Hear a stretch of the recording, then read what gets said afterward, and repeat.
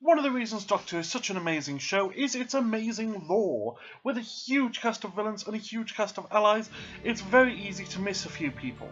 Especially with the show catering to both new and old fans by regularly refreshing the show so that you can jump in at a later point. But that does mean that when we have various cameos or various returning villains, that we lose a lot of the lore.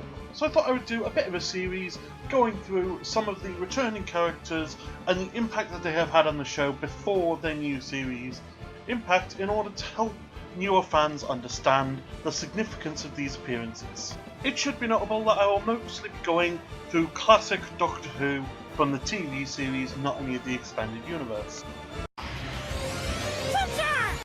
Our first episode comes from a Series 10 episode, Alpha Centauri and the Ice Warriors. Alpha Centauri is heavily linked to the Ice Warriors, having never appeared in an episode that the Ice Warriors haven't been in. So for her cameo to make sense, we must look at them both together, and that starts by looking at the Ice Warrior history.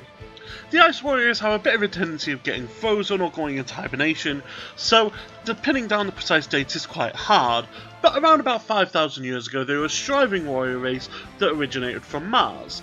They quite often in their appearances decided to conquer Earth purely because Mars was a dead world when they woke up.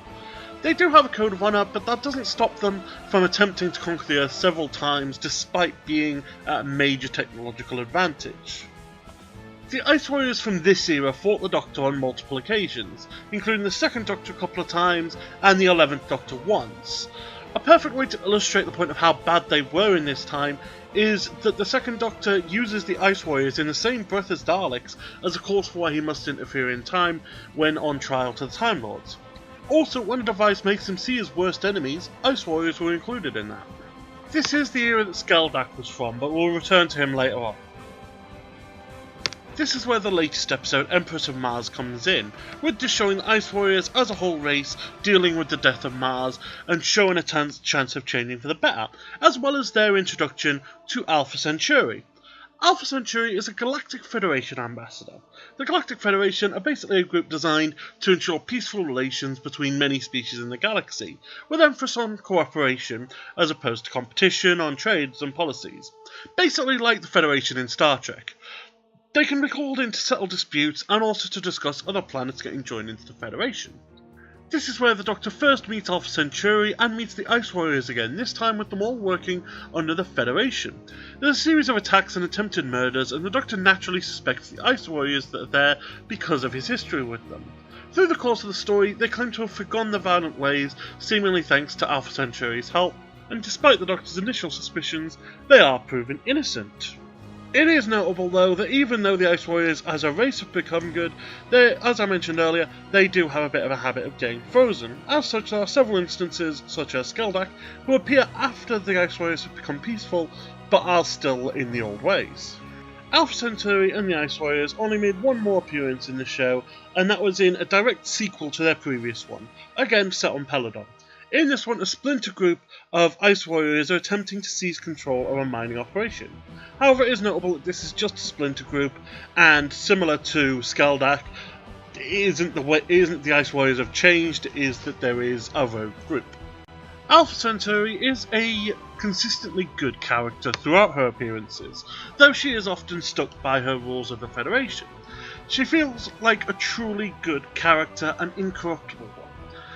She was an ally and a friend of the Doctor in all of her appearances, and she often held out the hand of friendship to people that others would not, including the Ice Warriors. Alpha Centauri's appearance in the Empress of Mars does throw a bit of a blip into the timeline. However, the appearance more than makes up for that with what it represents.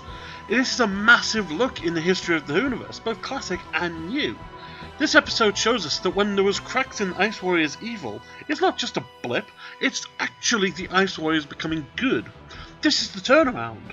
The Doctor often argues that you can't just destroy a species because there's always hope for change. This is an argument he uses for Daleks and Cybermen and all sorts of pure evil that are as bad as the Ice Warriors were. There is a chance that they will turn good because of one moment. And here we see one of those precious moments where one of the worst villains of all time becomes a powerful force for peace.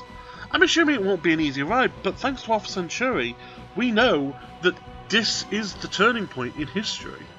If you'd like to see more of Alpha Centauri in the Ice Warriors, I will leave a link in my description which includes a list of all of their appearances in the show thus far. And if you'd like to see more videos like this, check out my channel and leave a comment down below and let me know who you'd like me to do next.